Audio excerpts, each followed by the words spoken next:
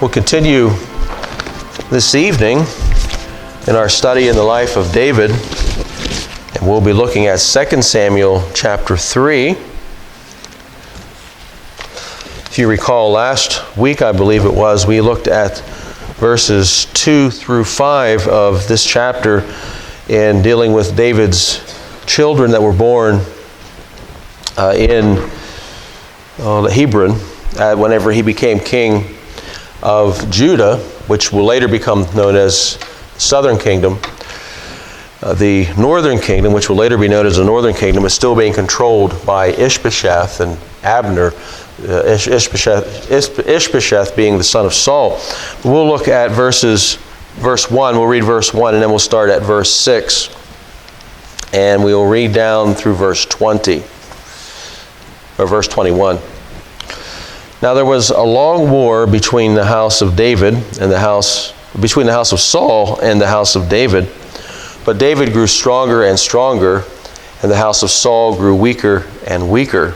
Down to verse 6. Now it was so, while there was war between the house of Saul and the house of David, that Abner was strengthening his hold on the house of Saul.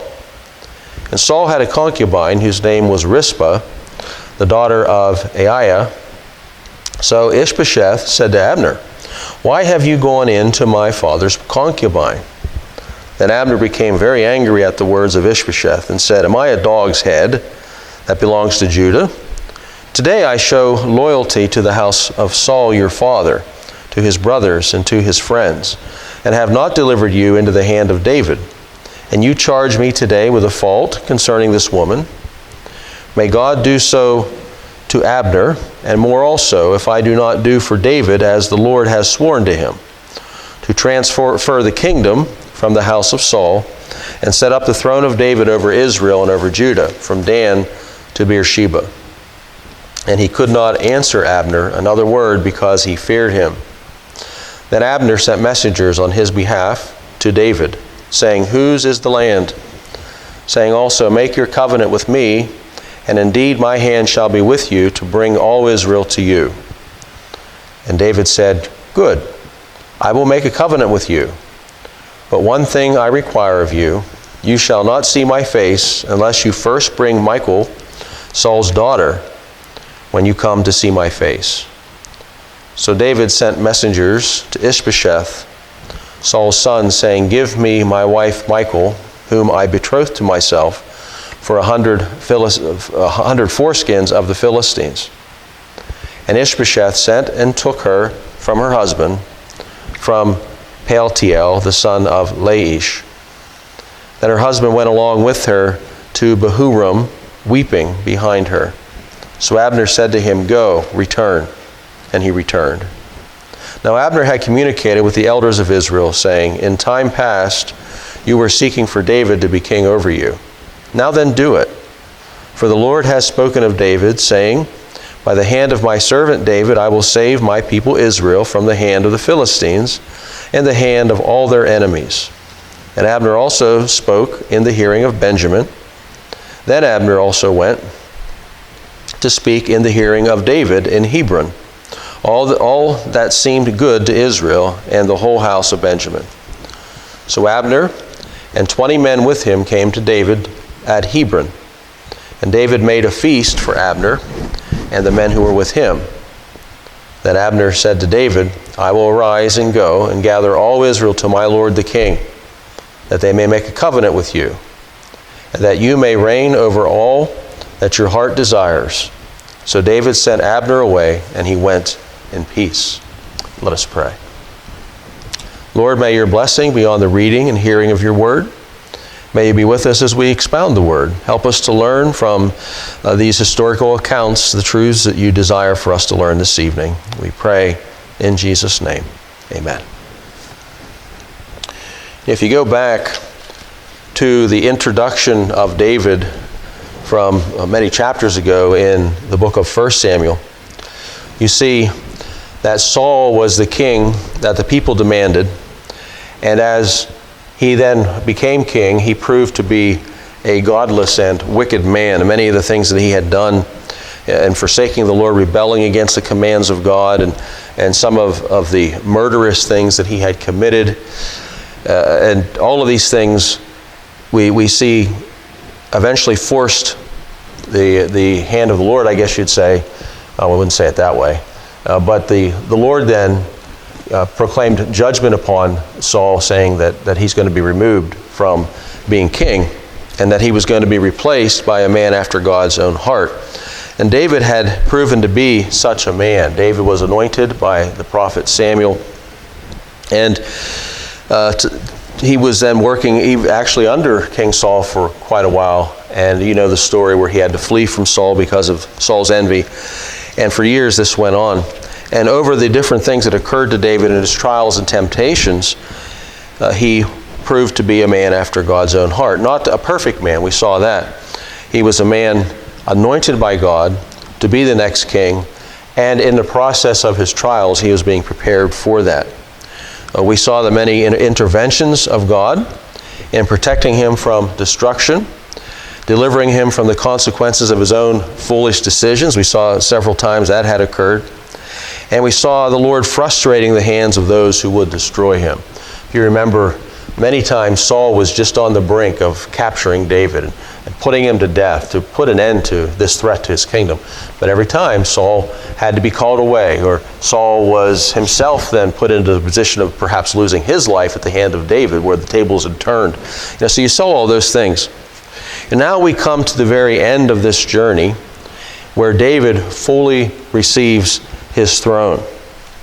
He spent many years as a fugitive and an exile, and all of this time the Lord was clearing the way for him to become king. He starts at Judah, where after the death of Saul he is anointed king of Judah, but there are still obstacles. There are still things in the way.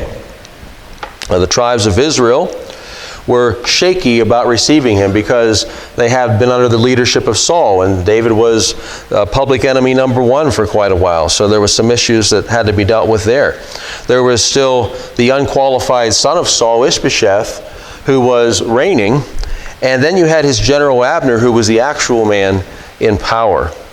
But if you remember, the Lord had decreed that David was to be king. He was anointed king, and his will, God's will, was not going to be thwarted.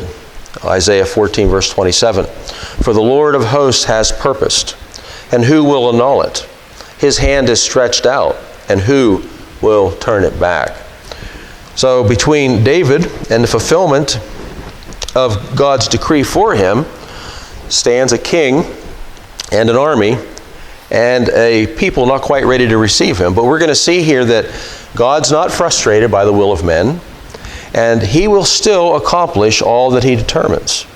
And he does this, the way he accomplishes this is through the desires and decisions of his enemies. Now, Matthew Henry has a comment on this. He says, God can serve his own purposes by the sins and follies of men.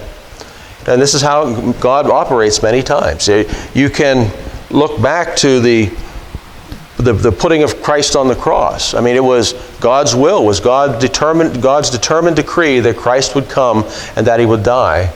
But you see how God worked it out through the sins and follies of men. The Jews who rejected him, the Romans, the Roman leader, Pilate, who was too cowardly to stand up and stand up for law and order and for justice, and capitulates to the Jewish leaders and puts the Lord to death. You had Judas, of course, and all of that.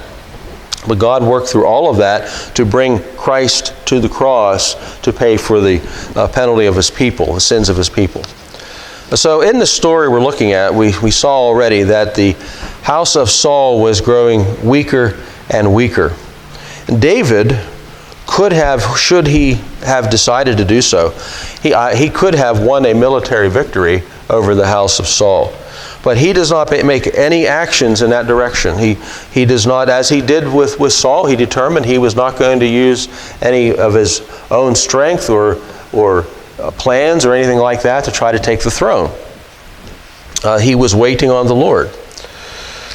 We saw earlier, a couple of weeks ago, that there was a skirmish that broke out between the forces of David and the forces of Abner.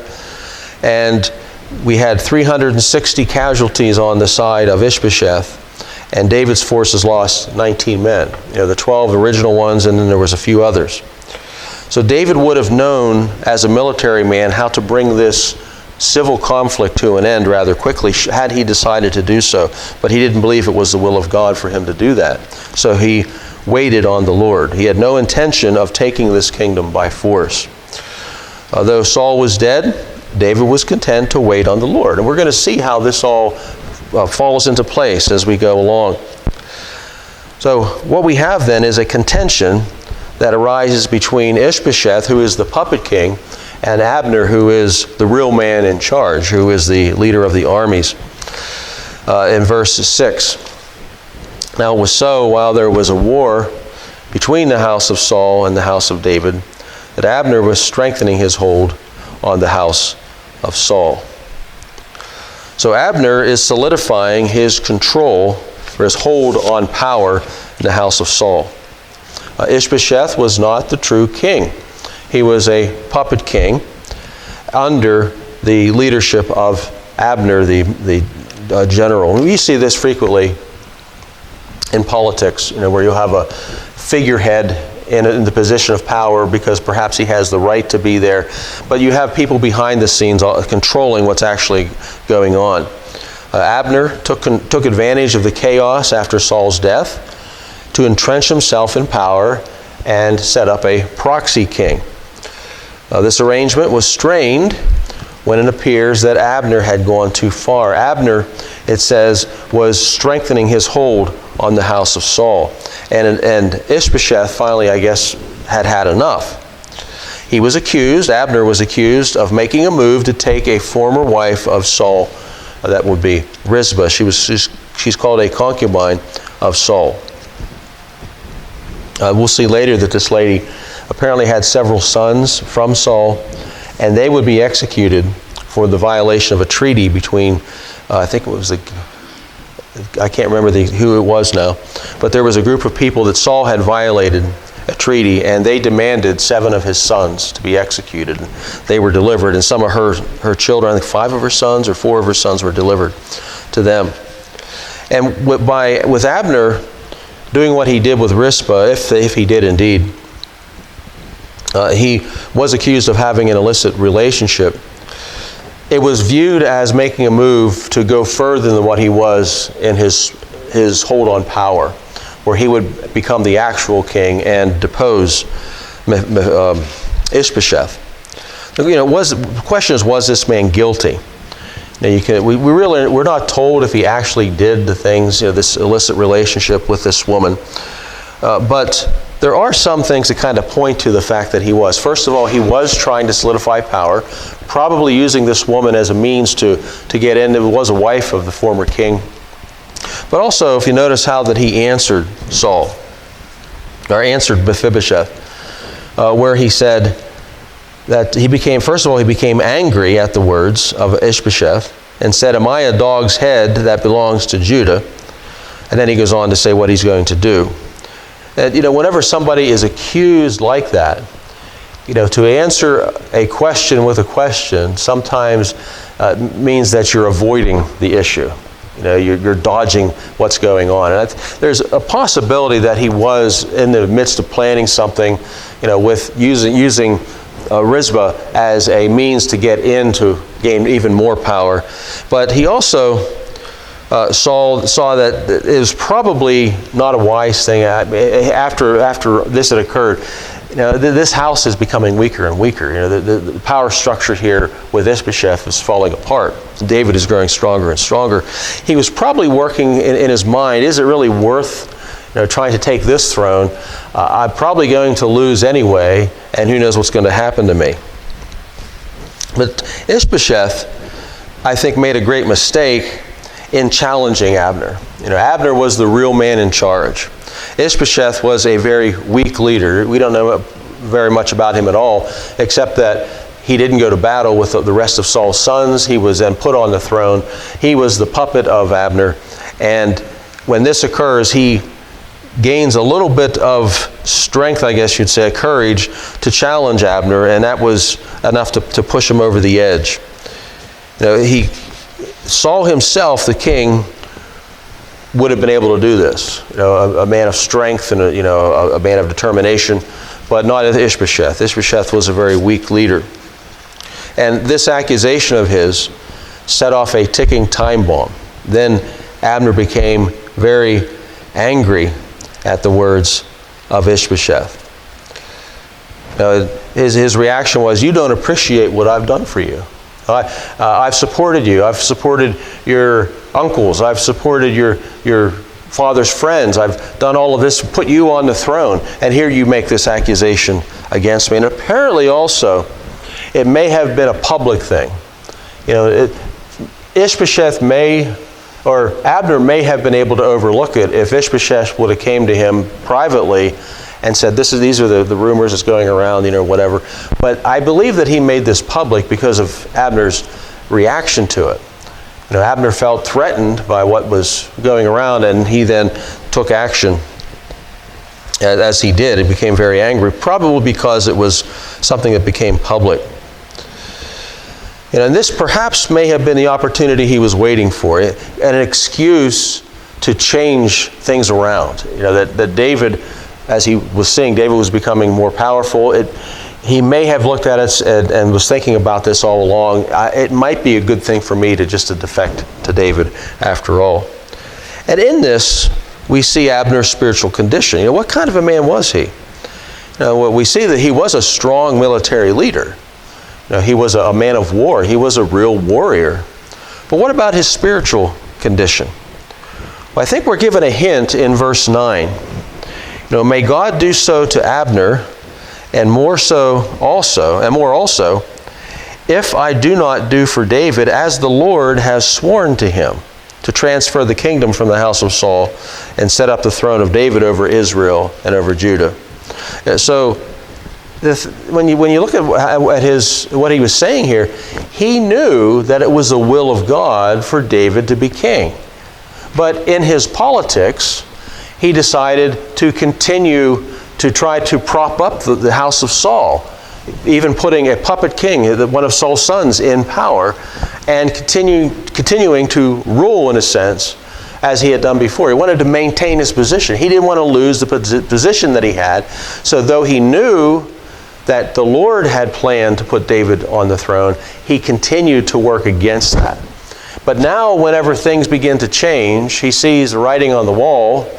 He then says, it's the will of the Lord.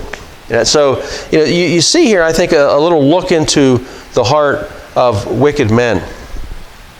And so what he's doing, he's not doing this because he finally said, this is God's will. I shouldn't be going against God's will. I should go ahead and support David. I should bring the rest of the kingdom over to David instead of what I've already done. He wasn't thinking that way. This was an act of revenge. After what Ishbosheth had done, apparently making this accusation public and embarrassing him, and he probably was guilty of what he was doing, of what he was accused of doing, and he thought, this is the way I can get him back. I will just take this whole, and I will make it public that I am going to take the kingdom that he now has, I'm going to transfer it over to King David. He wasn't motivated by the glory of God, but for political gain and for revenge. He said, I'll show you. You dare confront me and accuse me of something, I'll show you what I can do, and I'll show you who's really in charge. And so he announces he is done with the charade of keeping Ishbosheth in power. He's now going to give the throne to David.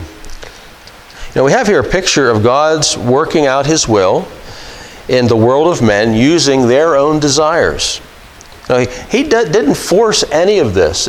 Abner did exactly what he wanted to do. Abner connived and planned, and then he got to the point where he's going to have to make some changes. He's going to have to make some changes toward the kingdom of putting David on the throne instead of Ishbosheth. And all of this is being done for his own desires. He saw he might get a better position out of it. He may end up in a better position than if he continues doing what he's doing. Ishbosheth is going to fall. This kingdom is going to fall, and I'm going to fall with it. Here's my opportunity to then perhaps ingratiate himself with David. And in the process of this, through his own lusts and desires, he then is accomplishing, using the power that he has, He's accomplishing the will of God. And you see the same thing here in the book of Daniel, how God works. It's reading Daniel chapter 4, verse 34. And at the end of the time, I, Nebuchadnezzar, lifted my eyes to heaven, and my understanding returned to me. And I blessed the Most High, and praised and honored him who lives forever. For his dominion is an everlasting dominion, and his kingdom is from generation to generation. All the inhabitants of the earth are reputed as nothing. He does according to his will in the army of heaven and among the inhabitants of the earth. No one can restrain his hand or say to him, "What have you done?" Proverbs 16:9, a man's heart plans his way. We saw this with Abner. Abner is making all of these intricate plans, and he begins to carry them out. But then it also says, but the Lord directs his steps. He does exactly what he wants to do, but behind the scene you have in God's providence, God is weaving out his decree. And this is despite the actions of his enemies and through the actions of his enemies. And Abner is now ready to fulfill the will of God by putting David on the throne. And notice Ishbosheth's reaction to this in verse 11. And he could not answer Abner another word because he feared him. After he had done what he did, Ishbosheth, after he had perhaps made this public with Abner and realized what he had done, he thought, I better keep my mouth shut or I'm going to make it worse. Because he had no power over Abner. Abner was the general. He was supposed to be under the king, but Abner was the real man in charge. Then finally, the transfer of power begins. Now, how is this transfer going to occur? We have the message sent to David from Abner about his desire to put David on the throne. And David wanted to verify that. If this is really the case, I want you to bring me my wife. Now, we talked about that last week, that this marriage had been broken by his father-in-law, King Saul, where she was given to another man. And it's believed, I don't know if she had any children with this other man or not. But here you have a family that was established there, despite, it should not have happened, but David was powerless to stop it. But now he demands her back. And so, if Abner is able to fulfill this, now remember, who is this woman? Well, this woman is the daughter of the former king and is the sister of the king who is now on the throne. If Abner can swing this, then he can also swing what he wants to do with the rest of the kingdom, bringing the rest of the kingdom. And so that's exactly what he does. And in doing so, he breaks up the family that had been created through that. And you have the husband following her and weeping. That there was, I believe he really loved the woman. And that, of course, was broken up when she was returned. And perhaps he didn't have any choice in the marriage, but it was probably not a wise thing to take the wife of another man in this. So we have this transfer of power. David then, or Abner then, also announces his intentions with the elders of Israel, verses 17 through 19.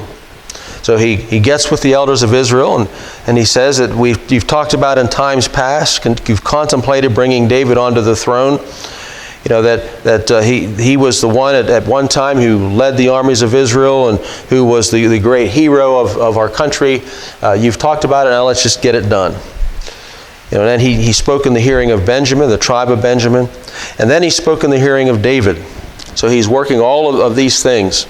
And suddenly, Abner is concerned about the will of God. Look to verse 18. He says, now then do it, for the Lord has spoken of David, saying, by the hand of my servant David I will save my people Israel from the hand of the Philistines and the hand of all their enemies. So now he's suddenly concerned because it suits him.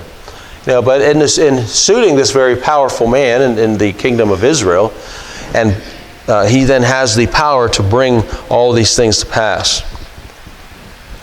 And this is what Abner was looking for. David expressed his gratitude to Abner. We find that there's a feast that is fit for a king in verse 20.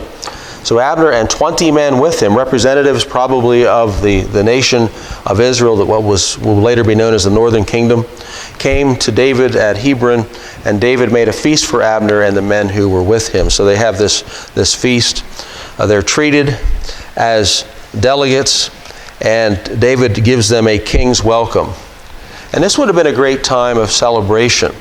This was a uniting of the kingdom once again under David's rule. And then David expressed his gratitude to Abner, that there is now going to be peace. And for what Abner had done, he gives him a feast. And this is what Abner was looking for. The present position under Ishbosheth was falling apart. He saw the writing on the wall. He now offers himself and his armies as servants to David and brings over the elders of Israel to receiving David as king. And he then could have maintained his position of wealth and power in the kingdom. And so he now does the will of God, not as a spiritual person, not as a man who repents of trying to thwart the will of God for his own purposes. But he never cared for the things of God, but for his own reasons and desires, for his own position of power. Now the party is over. The feast that was given, everything looks well. Abner's, it says, we find in verse 21. Let's just read 21. Then Abner said to David, I will arise and go and gather all Israel to my lord the king, that they may make a covenant with you. So you see now, he is now recognizing David as his king. Ishbosheth at one time, who he had set up, was the king for his own purposes. That doesn't work. He's now recognizing David as king. That they may make a covenant with you, and that you may reign over all that your heart desires. So David sent Abner away, and he went in peace. The war is over. Between the civil war between the tribe of Judah and the rest of Israel, that is now finished, and now they're just going to work out the details of how to transfer the kingdom. However, this is not going to work out as Abner has planned. God judges the hearts of men. Abner had done very, very wickedly in supporting Ishbosheth, in promoting his own desires over the will of the Lord, and there was going to be a price to pay. There was one more chess piece in the political game that Abner had to deal with, and that was, of course, Joab, who was the military leader under King David. Joab happened to be away when all this occurred. And he comes back as Abner has left. And he finds out what occurs. And we're going to get to this later. He says, why have you done this? He gets to David, he's coming to spy out the kingdom. He just wants to come to destroy us. Now, of course, that wasn't the case. But Joab is acting out of envy. He sees a threat in Abner. Abner was probably a better man, though Joab was a very murderous man. Joab, as we're going to see here, he's going to shed more blood. Now we found later, we talked about Joab is the one who murders Absalom, the king's son. As the battle is going on, he's under strict instructions by David, do not harm Absalom. He goes up and he kills him anyway. He's a man of bloodshed. But he's threatened now with his position. He sees this as a threat. Abner's going to have to deal with this. As remember also what had just happened not too long ago. That there was a skirmish between Abner's forces and Joab's forces. And Joab's brother, remember, chased after Abner. Abner said, go find somebody else. Don't deal with me. I have to deal with your brother. And he didn't listen. He comes up and in self-defense, Abner slays Joab's brother. So there's a blood feud between these men. And now this is going to have to be settled. But we see here the hand of God in all of this. The men do what they wish. Wicked men will do what they think is best according to their own desires. But God works these things out for His purposes, for His decrees. We think about the things that the people of God have to suffer. But God even uses that to strengthen His people when wicked men come against the people of God. So then, next time, we will see that wicked men must always expect to face the consequences of their actions, even while fulfilling the decrees of God. Remember Judas. Judas played a part in bringing Christ to the cross. Now, he's not to be praised for that. I mean, he didn't look in the Bible and say, oh, I've got to do this to please. No, he did this because he was a wicked man. He did this because he loved money. He was insulted by the Lord. He thought that being with the Lord was going to be the best place for him financially. He loved money. And when he found out it wasn't going to work out that way, he went and sold the Lord for 30 pieces of silver. And so what happened? Well, he went out and hanged himself. The Lord told him that it would have been better for him if he had never been born. The judgment that he was going to face. So it is with all wicked men, as they must expect to face the consequences of their actions, even as they fulfill the decree of God. Let us pray.